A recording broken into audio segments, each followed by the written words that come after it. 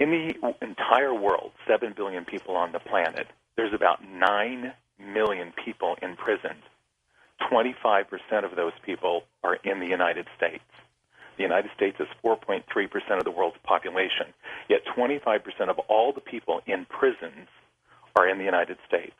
Now, 4.3% of the population, but 25% of all the people in the world in prison are in the United States.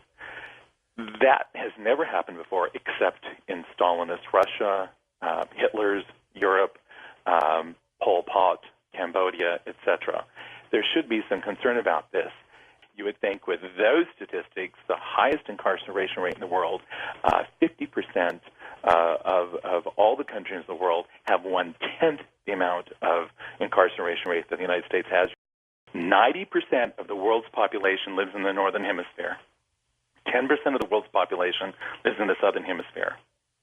95% of all the pollution generated in the world is generated in the Northern Hemisphere and does not cross the equator.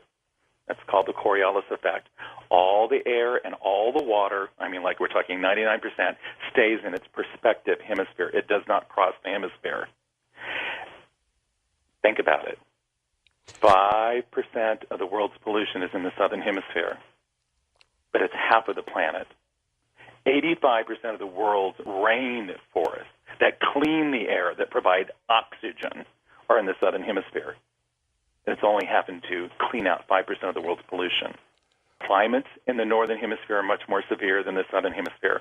Any global climate change in the Southern Hemisphere, global climate change doesn't change much of anything. Severe changes in the Northern Hemisphere. There is so many people in the Northern Hemisphere. There are tensions, war. There's fighting over the few resources. It is completely different. In the Southern Hemisphere, it is quiet, tranquil, peaceful.